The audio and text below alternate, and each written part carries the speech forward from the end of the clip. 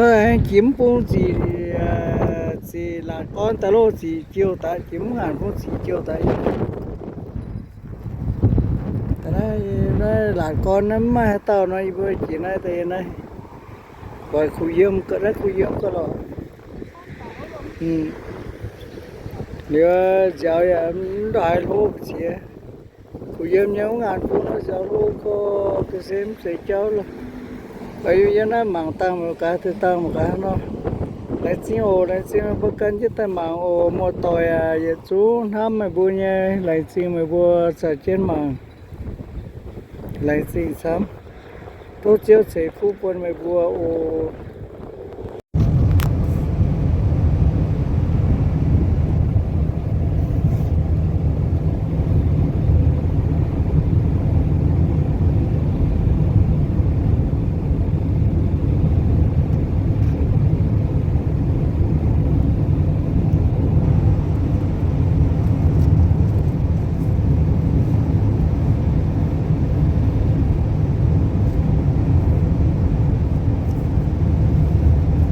nhà mẹ cũ rể lô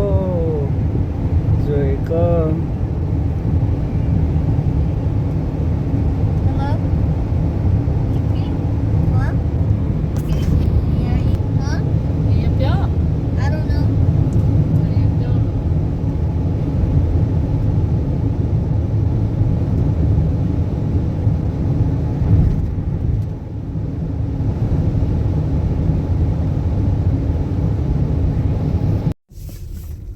ta có giờ to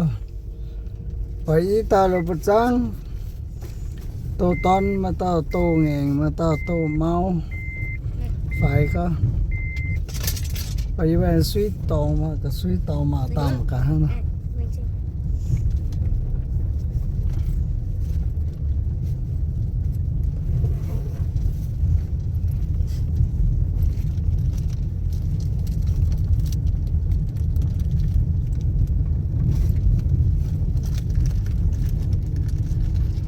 lại chỉ cái gì ta mỏng thì bây ta ra ta thế này lo ta giàu và đúc lô hay ta nói giàu ta mặc cả hai nó thế này này ô tổ giàu là chân và mình tựa mà nhiều em nhiều ta xem cả cái ta mặc cả ô lên xin mà cá chỗ này thì bây giờ mọi tiếng nè bán xuất mọi tiêu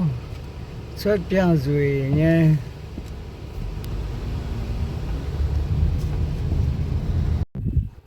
ta thấy bùng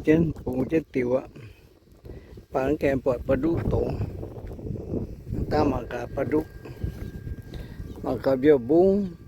vậy hay nhìn cái này nha bỏ mấy hiếu rồi con biểu bún bây giờ anh nhận cái này nha ta mà cái này nhận cái này nhận đi về tiêu phải nhận biểu bún bây giờ như bữa ta dùng thằng này ta là bà túi tàu về lô bây giờ nói tay là mi tựa mà cả thì tăng họ thêm một cái như thế này họ là hoàng là hoàng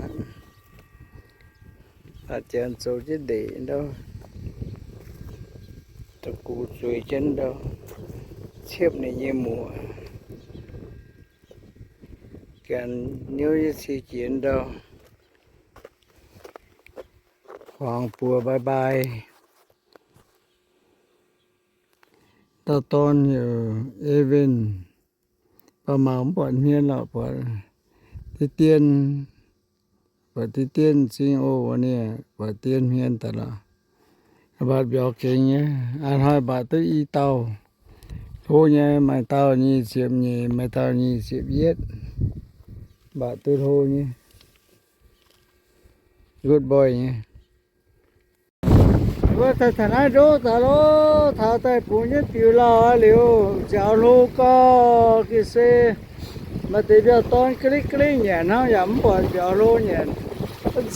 chào này lô có cái xe mà cả đây mà cái phản trang xe quảng dành nhiều đĩa mày đĩa mày phải nhiều đĩa tay đúng à quên nào gì mẹ cái xe chế xí rồi giao lô ca cái xe giao lô béo ya mai lô nhận được ton click hăng cái xe xíu nó cái xe anh nhớ ta mang câu áo gom chỗ nhé mà cả ấy bên nhé béo nhện chứ Oh no. Oh yeah. hả yeah Oh no. no fish mà cá rồi có nó cái xe bát béo khu bát có ai mà kéo rồi lỏng bát thế qua phun chỉ chuẩn nó ta chuẩn đấy bữa chuẩn á lại chi bữa cái đấy ta mang ô tô chiếc xe phụ con ô thế nó lại chi ngon như vậy ta nói cho tiểu quen chứ lo quen chứ làm bà khó quen chẳng ha kiểu như này chẳng hỏi như nó bấm tu ai mà ta quen chứ mà cả ha nó mà ta một cái nó lại chi ôi nói xét lại như chỉ phải luôn em hoảng em như này xìa nom lên cái lỏng như này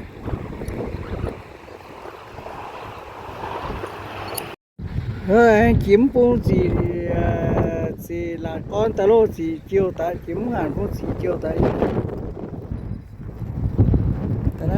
đây là con nó mà tao nói với chị này thì này gọi khu dương cỡ đấy khu dương cỡ rồi nếu giáo em đại lô chị khu dương nhau ngàn phong nó giáo lô có cái xem sẽ cháu luôn bởi vì nó mang tăng một cái thì tăng một cái nó lại xin bất cần chứ ta mang ô một tỏi giờ chú năm mày bùa nha lại xin mày bùa sợ trên mang lại xin sắm tôi chiếu sẽ phụ quân mày bùa ô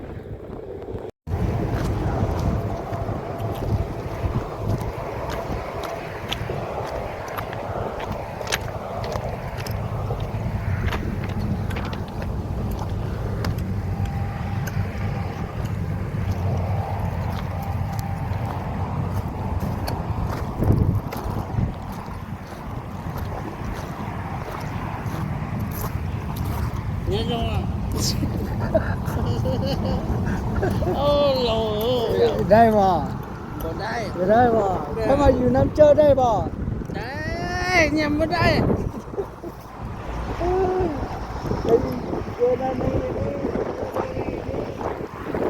anh từ mà mới về đây nó nói nó sẽ hát sẽ không cho đây lại chỗ nhìn lại dạ ở vào đây anh nó không dùng mất hả anh nó không dùng mất ô thế có là em mới là thế vui lên đây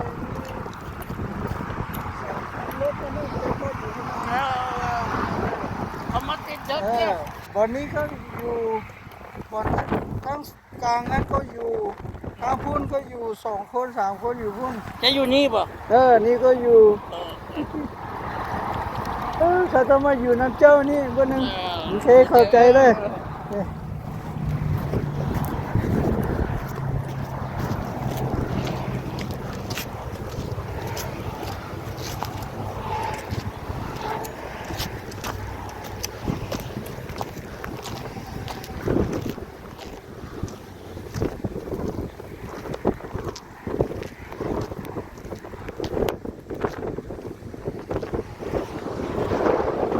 giáo ta lông nhé giáo ta lông ấy tôi mình số gì thế là cái gì gì nói hả chỉ lấy gì này giáo ta chỗ này thì quên ta thành ấy đó ta lô thành ấy mà cả mà tỏi yếm như phải mai thì mấy tòn dưa mà bây giờ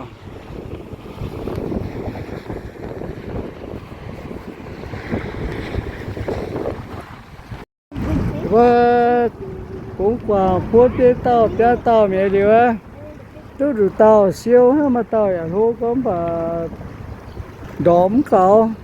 chết chết lên thế ha sao cũng quảng á thế này bên gì bên ok bên khen chứ béo luôn này cụ nhau mà cậu á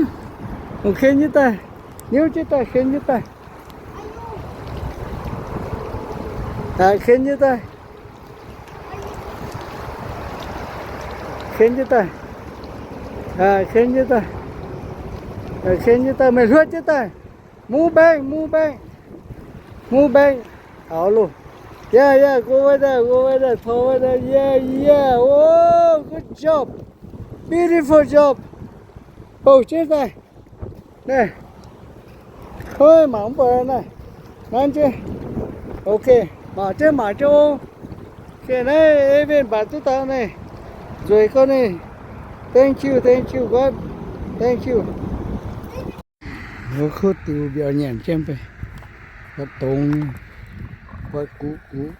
thế đi mạng cậu trang và cú thế tông hay mạng cả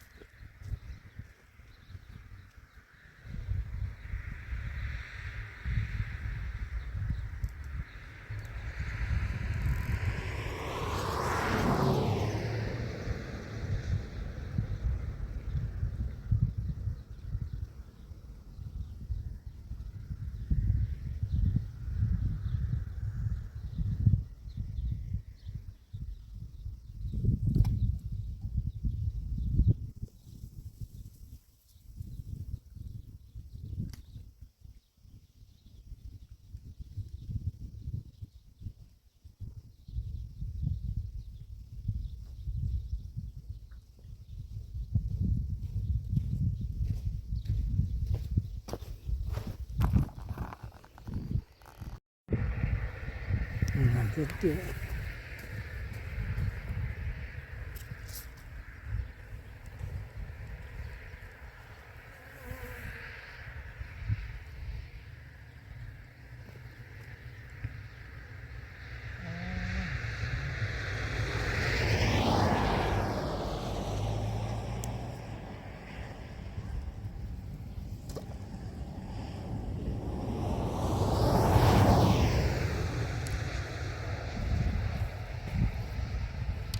tốn và sắm vẫn xuống sẽ tốn ta thôi chứ chưa đâu ta nhận bên tao ta luôn đấy mà cái ui này tại vì cho ta cho nên ta uốn ta ok cho nên mà chế uốn ta mà cái nó cho tới đứt Con nào mà con ta khoáng vậy đi. nó chỉ mình cho rồi Ok.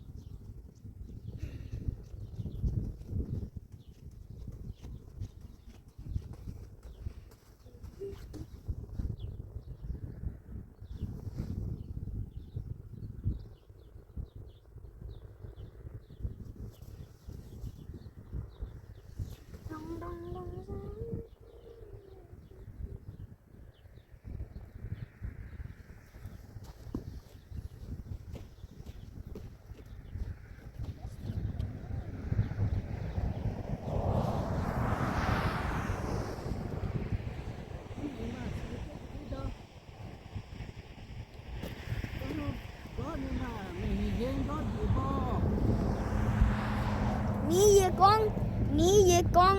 hot dog giàu. hả Nghĩ gì con hot dog giàu. Nghĩ gì con hot dog giàu tại nghĩ. hả Nghĩ nhẹ hot dog nghĩ gì con hot dog giàu tại. đấy Nghĩ nhẹ hot không dog. thể đó sao Hot dog. Hot dog. Who hot dog? See hot dog. Nghĩ hot dog giàu. cho yếm thì như hot dog nè phải chứ nè cho yếm thì như hot dog nè Là yeah. Yeah. Yeah hot dog. Cái khoáng nó nóng xe. hả Cái khoáng nó nóng xe. Nè, go. Young and see.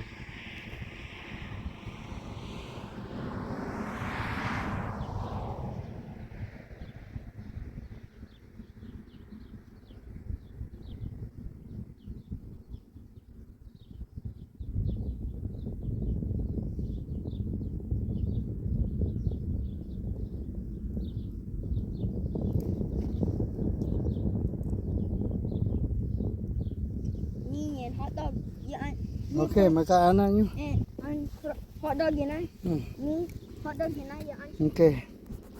mà cái chân xoang mẹ ta rồi có mà cái nhớ tòng quá gì mà lo sẽ nhung rảnh kèn cổ xoang cho tôi rồi tao chân xoang tôi rồi hiểu cái gì cho ta theo cái rồi có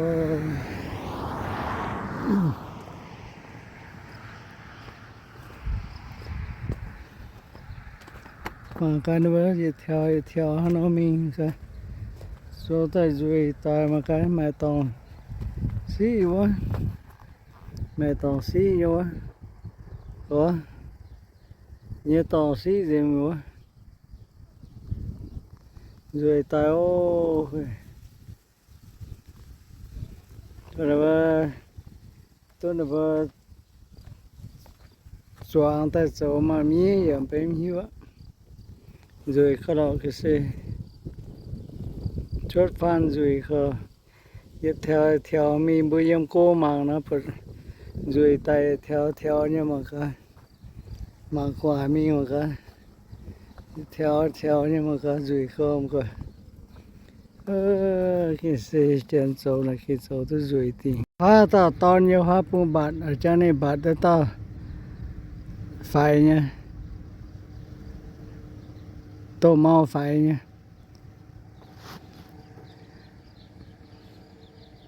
nên bữa y cụ phun yếm hóa bu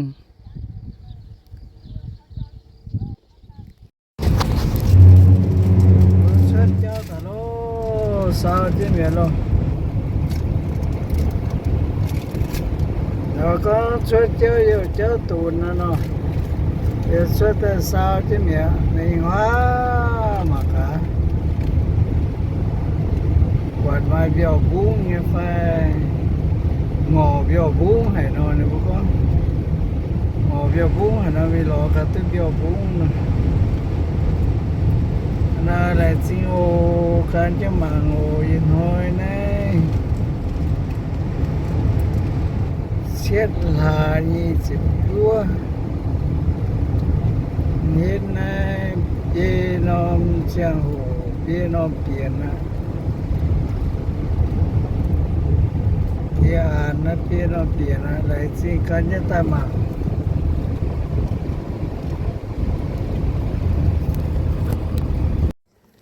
như thà ra ta lo thà ra ta mang đó nếu thế y cụ phun yên đó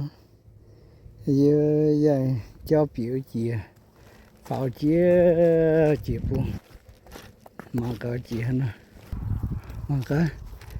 nó trắng rồi khơi giò thôi như thế mày như bò mày là nó nhện tiêu như bò mày giò có lò xí rồi khơi giò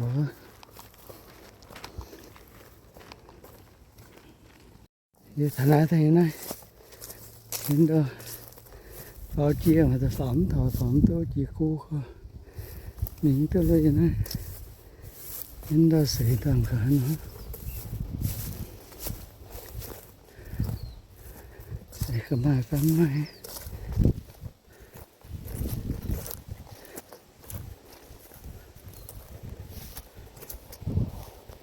bộ chiếc em cả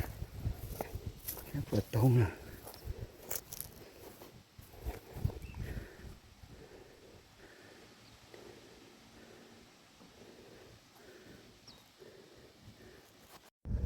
ngồi trên khẩu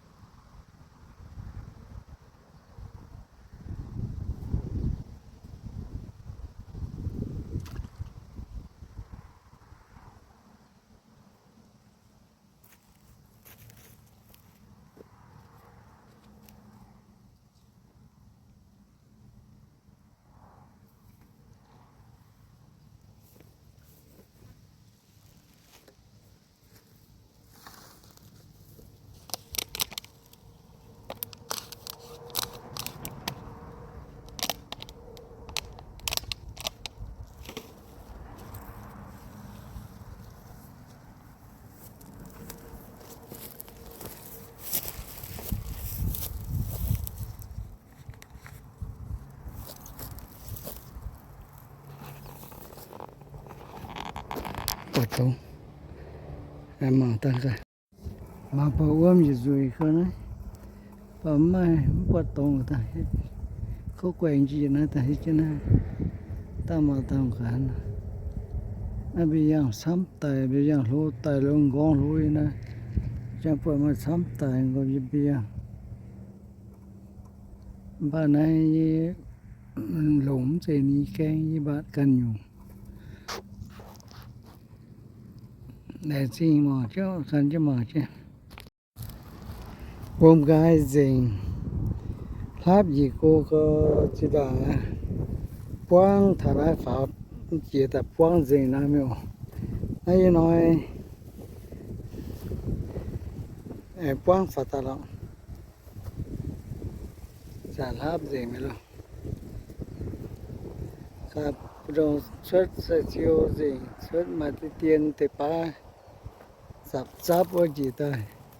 nó ba vào tùng khóm vậy đó nó sống mai nhung rồi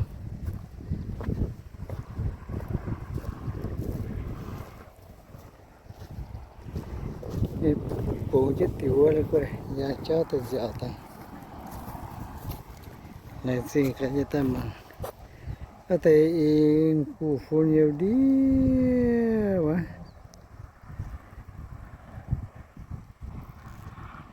rồi đi chờ đi mà không còn dêm đi dễ phẩm gì ta dêm gì tay gì